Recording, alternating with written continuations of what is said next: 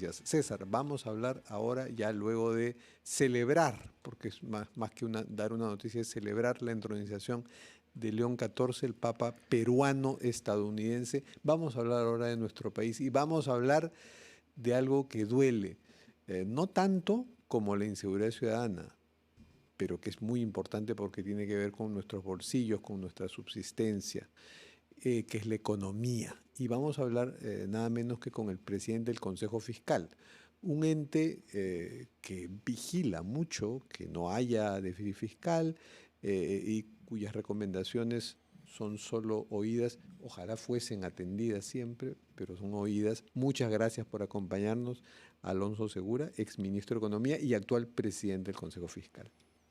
Buenos días, Fernando. Muchas gracias por la invitación, a ambos. Gracias por la invitación. Lo primero que quería preguntarte, Alonso, es si, primero, ¿qué opinión tienes sobre la salida del ministro José Salardi y si conoces las claves, los aún misteriosas y secretas para la prensa del porqué de su salida? Por favor, nos la cuentas. Sí, bueno, no, las razones, la verdad no las conozco. Como Consejo Fiscal, nosotros nos pronunciamos más sobre políticas, decisiones de gobierno en materia de política económica, ¿no? No nos pronunciamos sobre personas y nunca lo vamos a hacer. Pero sí te diría que en términos generales, independientemente del ministro saliente o el ministro entrante y las cualidades profesionales, personales de ambos, no es bueno para el país que haya dos cosas, una rotación tan alta de ministros de Economía, de ministros en general, ¿de acuerdo? Entonces, hablar de seguridad ciudadana, la rotación es incluso más alta, ¿no? Para que tengan una idea de la población, desde que yo me fui hace 8 años y pico, han habido 14 ministros de Economía. ¿Okay? Eso no puede, no debe pasar. Y este ministro ha durado que 3 meses, ¿no? Entonces, eso genera inestabilidad, genera incertidumbre, ¿no? Genera todo tipo de especulaciones sobre las razones de salidas y de entradas del siguiente. Entonces, eso no es bueno para el país. No es bueno para la economía, para la inversión y, por tanto, para la conducción de la política fiscal tampoco. Eso es lo primero. Y lo segundo es que, y eso ya lo venimos diciendo hace un tiempo, no es bueno para la institucionalidad del Ministerio de Economía. El Ministerio de Economía ha venido perdiendo mucho peso en las decisiones de política pública y política económica en particular al interior, ya ni siquiera en el tratar de hacer contrapeso al Congreso, porque vemos que había un desbalance de poderes allí, sino incluso al interior del Ejecutivo, ¿no?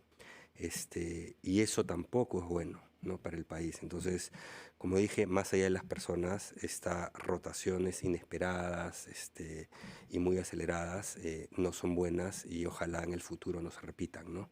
Podemos, como Consejo Fiscal, coincidir, discrepar en términos de políticas, siempre vamos a decir lo que pensamos en lo que es nuestro mandato, que es la conducción de las finanzas públicas, pero no es bueno para eso tampoco, ¿no? Entonces, solo quería, respondiendo a tu pregunta, hacer ese comentario general, ¿no? Señor Segura, buenos días. Le saluda César Espinosa desde Arequipa.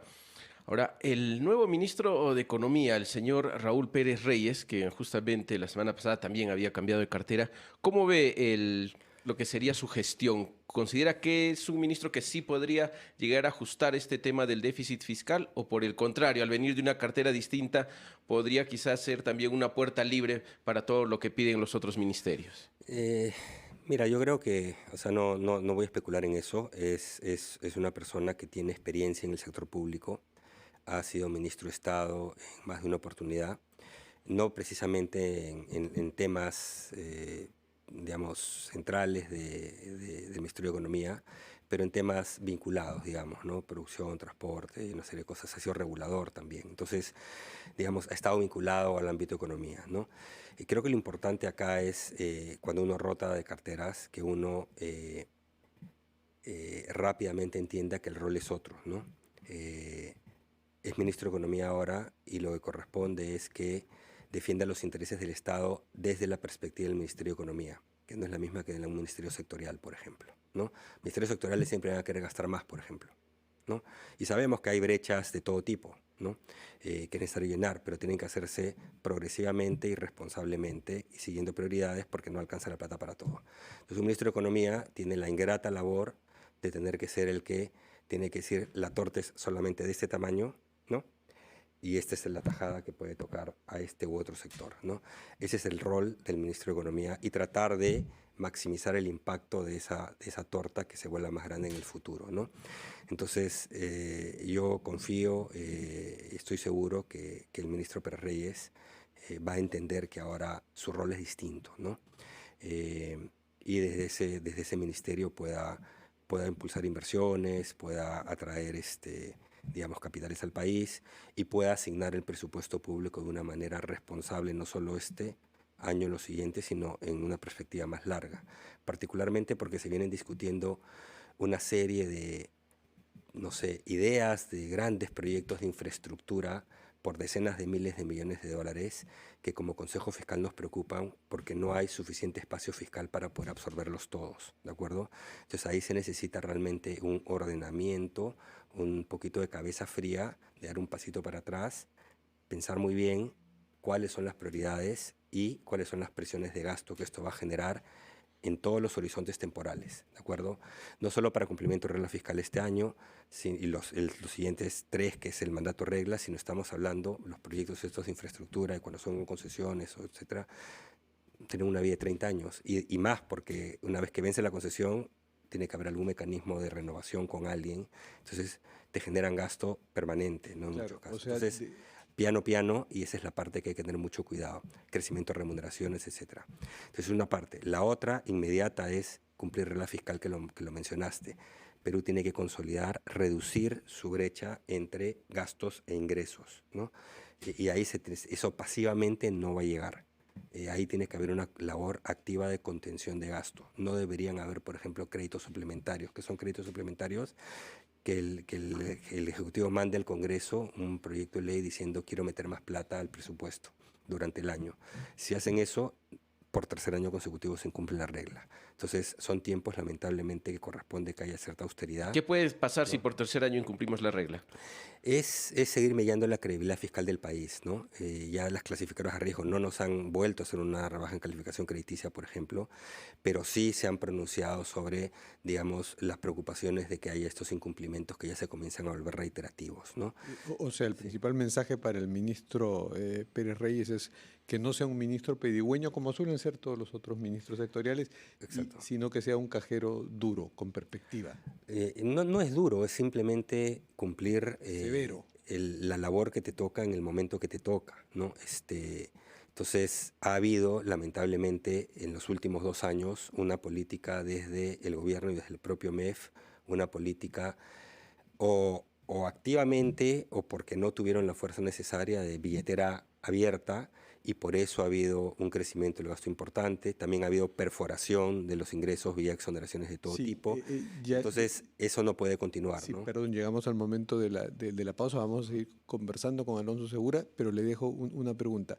El Consejo Fiscal ha hecho una observación al índice de actualización de proyecciones macroeconómicas. El propio gobierno está ahora haciendo una proyección que ustedes llaman algo optimista, ¿no? De un crecimiento de 3.5 para este año, para el 2025, y un crecimiento del 3.2 para el 2026. Por supuesto, si la proyección es más optimista es porque se pretende gastar más y desequilibrar más al fisco. Pero, por favor, me responde eso después de oír mensaje de nuestros anunciantes.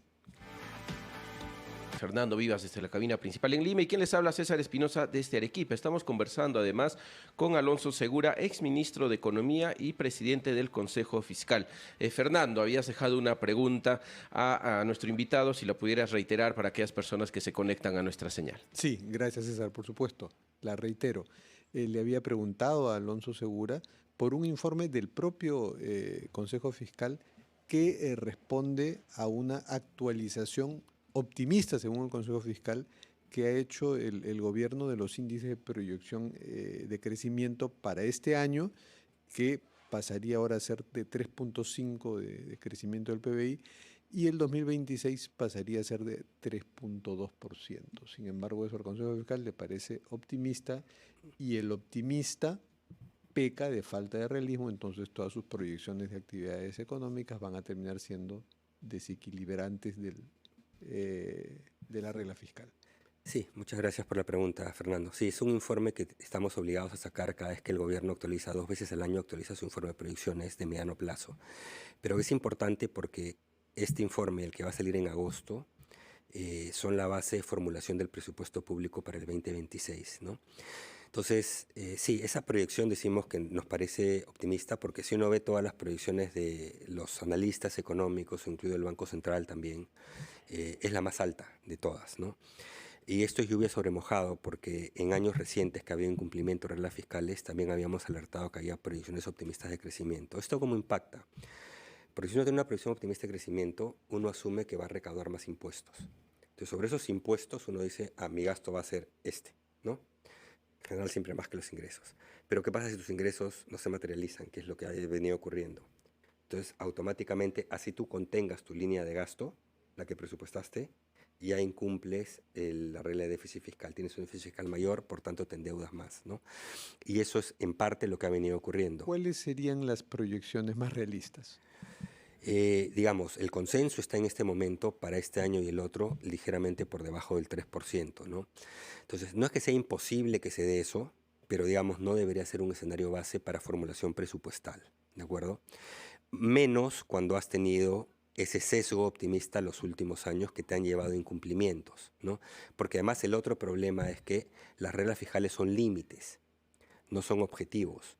Entonces, hemos venido diciendo al Consejo Fiscal, no te pegues al límite. Si tu déficit fiscal, por ejemplo, es digamos, del 2,2, por ser un número, no aspires al 2,2, sino aspira a llegar a un déficit de, no sé, 2. Déjate un margen, ¿no? Igual lo toman como que fuera la meta y se pegan ahí. Entonces, cualquier desvío en ingresos va a significar que automáticamente incumples. Ahora, los incumplimientos en años recientes, es importante decirlo, han sido en parte por metas optimistas de ingresos, de crecimiento y por tanto de ingresos que esperemos que al final, a partido así, esperemos que se pueda materializar el crecimiento y los ingresos para que no sea una fuente de desvíos. Pero la otra parte ha sido por desvíos en gasto, se ha gastado más de lo que se presupuestó originalmente. Por eso también hemos dicho, no hay espacio este año para que se introduzcan, como en años recientes, créditos suplementarios, o sea, partidas de gasto adicionales del presupuesto durante el año, ¿de acuerdo? El déficit fiscal ya bajó, y eso es algo que la anterior gestión del MEF hizo en su día de salida, decir, hemos dejado el déficit que bajó de 3,5 a 2,9 el último mes en abril. Ya ven, estamos en convergencia al 2,2. Pero eso no es así, porque ya todos sabíamos y lo habíamos dicho, cuando llegue la regularización de impuestos, que es, los impuestos se pagan sobre la base de coeficientes de pago el año anterior. El año pasado fue un año récord de precios de materias primas y se pagó el impuesto sobre el año previo. Entonces, se sabía que este año había una regularización, un pago, digamos, extraordinario de impuestos de las empresas, muy alto, pero que es temporal, que es de una vez. Y eso ya entró mayormente en abril. Puede haber un poquito más que entre después, pero digamos, tu déficit bajó a 2,9 por efectos temporales, quizás pueda bajar 1 o 2 décimas más, pero te vas a quedar en 2,8, 2,7. ¿De dónde sacas el otro medio punto? Tienes que respetar la trayectoria de gasto. Si el gasto lo sueltan, es imposible que llegues y vas a tener incumplimiento por 3 años consecutivos. Y el otro tema es que le están dejando el ajuste fiscal más duro al siguiente gobierno entre el 26 y el 28. Es una senda que es prácticamente incumplible, pero va a ser definitivamente incumplible si es que hay desvíos este año, ¿de acuerdo? Entonces no solo se está jugando este año, incumplir por tercer año, sino después tener 26, 27, 28, una senda que no se puede cumplir, que o va a llevar a incumplimientos del siguiente gobierno o a modificaciones de trayectorias y sigue mellando esta credibilidad fiscal del país, ¿no? Que han heredado, digamos, una fortaleza ahí, pero que se está deteriorando, se está erosionando, digamos, consistentemente, digamos, durante estos últimos años, ¿no? Entonces hay que tener cuidado con eso, ¿no? Entonces sí se requiere, digamos, no solo un Ministerio de Economía, un gobierno responsable, digamos, y consciente del rol que le toca, ¿no? Y lo otro que te diría es, también estamos viendo acciones del Congreso que preocupan muchísimo, ¿no? Tanto por gasto como por ingresos. Meter proyectos de ley, aprobar leyes y después muchas ni siquiera las observa el Ejecutivo, pero otras, si las observa el Ejecutivo, insisten que generan digamos, presiones de gasto muy grandes en el tiempo y también exoneraciones tributarias. Ahí en ese informe decíamos, en los últimos 2 años se han aprobado 19 exoneraciones tributarias, prórrogas o nuevas exoneraciones tributarias. ¿Qué significa eso? Perforación de los ingresos del Estado para darle beneficios específicos a sectores o actividades particulares, ¿no? Que su gran mayoría no corresponden. Y hay más de 30 proyectos más en este momento en el Congreso de exoneraciones tributarias, en un país que tiene una baja recaudación por la informalidad que existe y otras razones, ¿no? Entonces, sí estamos preocupados como Consejo porque vemos una senda fiscal que no se corrige y al final esto no es, digamos, discusiones de economistas. Esto básicamente es cuál es la capacidad que va a tener el Estado en el futuro de poder tener recursos para darle bienes y servicios públicos a la población que sabemos que faltan mucho y son de muy mala calidad. Entonces tenemos que resguardar los recursos públicos y tenemos que priorizar. Y lo otro es que esto va afectando poco en poco esta credibilidad que permite que el país tenga acceso a financiamiento, el sector privado acceso a financiamiento barato, etcétera. Así es. En el tiempo, si seguimos así, nos vamos a ir dando cuenta que esto va a ir cambiando, ¿no? Y no queremos ir por esa ruta, ¿no? No es Ahora, una bajo cosa todo inminente, este pero sí está escenario ocurriendo. que nos ha descrito, ¿tienen previsto alguna reunión con el nuevo ministro de Economía y alguna fecha donde se pues, podrían sentar a conversar y explicarle todo lo que usted nos ha dicho? Sí, no funciona así, digamos. Siempre hay canales de comunicación que puedan existir informales, formales, dependiendo del ministro. El Consejo Fiscal, por lo general, se aloca en alguna situación, digamos, crítica, normalmente no acostumbra a pedir reuniones, pero siempre está abierto si es que las autoridades nos convocan de ir, ¿no?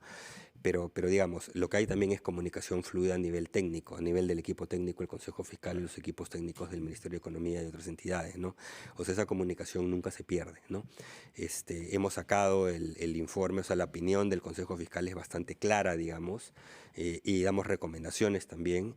Entonces, digamos, no es esencial que haya reuniones, las pueden haber, obviamente es parte de los mecanismos de ponernos en la misma página, pero digamos, en este momento que salió ese informe y salió la opinión, ahí están puestas muchas de las prioridades, ¿no? El otro gran tema que estamos viendo en este momento, más allá de contención de gasto a corto plazo y cumplimiento de reglas, es mediano plazo, toda esta agenda que lo mencionamos ahí. Hay que contener Congreso, Ejecutivo, tienen que ser, digamos, responsables, prudentes y no pueden estar aprobando exoneraciones tributarias por todos Sobre lados, eso y para gasto, despedirnos, ¿no? tenemos la impresión que este es un gobierno muy débil, entonces está cediendo mucho a quienes de alguna forma respaldan su estabilidad y entre ellos están el sector empresarial. Entonces, cada día nos enteramos de decisiones, pues, exoneraciones tributarias a sectores que de pronto no lo necesitan, como el sector agropecuario, que le ha ido muy bien, pero como que se ha instalado allí la idea, como no se ha ido muy bien, entonces necesitamos mantener regímenes especiales. Eso pues Sí, esto no va a ser, eso no tiene sentido, sí, ¿no? no va a ser muy popular mi comentario, pero con el sector privado, pero me parece que tienen que, en varios casos ya, como hablas de exoneraciones tributarias puntuales, creo que tienen que quitarse el sombrero de sus propios intereses y ponerse el sombrero del Perú, ¿no? Ya son demasiadas situaciones en las cuales el Congreso y el Ejecutivo se allanan a pedidos, digamos, técnicamente no sustentables de sectores privados que de repente es la óptica de ellos dicen que esto lo necesito mi muleta para poder seguir caminando. Pero así como dicen ellos, el del costado, el de la derecha, el de la izquierda, el de delante, el de atrás, todos comienzan a pedir lo mismo, ¿no? Y lo que ha comenzado a haber ya es una avalancha de pedidos en los cuales ya se pierde esa disciplina, ¿no? Y este norte que le ha hecho mucho bien al Perú en los últimos 30 años, ¿no? Inclusive ya uno ve pues desfile de gremios por el Congreso directamente, ¿no? Eso no está bien porque al final se pierde la coherencia política, ¿no? Se pierde la coherencia de la política económica, ¿no? Y se hipoteca el futuro porque este tipo de acciones, de medidas de gasto por un lado, pero de exoneraciones, el efecto es acumulativo en el tiempo. Entonces, conforme vayamos viendo que se van sumando una tras otra, como hay 19 en los últimos años, hay 30 y tantos pedidos allí, lo que va a verse ya cada vez más es, oye, en verdad hemos sacrificado un montón de la caja fiscal y no tenemos manera de tener, por ejemplo, Claro. una trayectoria fiscal de acumulación de deuda, de déficit fiscal ya que sea percibida como una fortaleza para el Perú. Y ya comienza a afectar a todos, público, privado y los peruanos. Entonces, me parece que acá hay que tener un pasito al costado y decir, también como dije, viene un ministro de un lado o del otro y entra al MEF, tiene que decir, me quito el sombrero y me pongo el sombrero del MEF, ¿no? Que es el sombrero del Perú en realidad, ¿no? También corresponde que se pongan el sombrero del Perú, ¿no? Ojo, pueden tener posiciones de parte, pero si comienzan a ver que todos están replicando lo que están haciendo ellos mismos, se ven que al final básicamente no va a quedar caja fiscal, pues, ¿no? O sea, porque la has perforado tanto que, ¿no? Y hay formas también, o sea, uno no puede simplemente entrar por cualquier lado a ver quién converso que tenga capacidad de decisión para que apruebe lo que yo quiero, ¿no? Así es. Hay un desbalance de poderes en este momento entre Ejecutivo y Congreso, pero algo que garantizó la estabilidad económica en el país es que, digamos, era el Ejecutivo el que podía filtrar necesidades, pedidos y determinar qué corresponde, qué no, y ser el que canalizaba al Congreso de la República, ¿no? Que es un ente más político, ¿no? Exacto. El Ejecutivo es más técnico. Eso se está perdiendo también. Ahora o el Ejecutivo no hace nada o simplemente es mesa de partes de trasladar todo, o hasta saltan y van a directo al Congreso. Y nuevamente, eso es peligroso. Eso es peligroso, ¿no? Entonces después, cuando haya, no sé, nuevos reinfos, retiros de AFPs y cosas por estilo, nuevas leyes que rigidizan más el arco laboral, ya no va a haber una posición, digamos, de decir, principista, de decir eso no está bien. O sea, porque, oye, si tú estuviste yendo a buscar todos tus intereses, ¿de qué te quejas que otros vayan a hacer lo mismo? ¿No?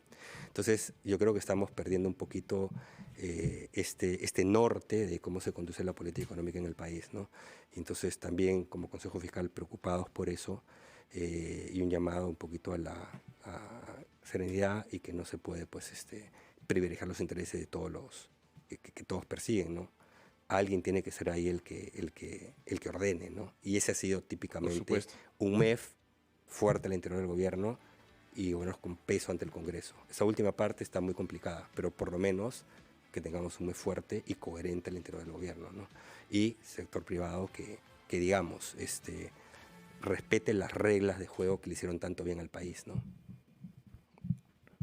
Bueno, Y esto lo digo también un poco a título personal, ¿eh? Para el consejo. Muchas gracias, Alonso Segura, por honrar, ¿no? La disciplina que debe primar en el Consejo Fiscal, en los análisis del Consejo Fiscal, advirtiendo que la economía está muy desordenada y algo mercantilista. Muchas gracias, César. Son las 9:06 de la mañana. Nos tenemos que ir al resumen de la hora y a mensajes de nuestros anunciantes. Volvemos en unos instantes en ampliación de Noticias Edición de los domingos.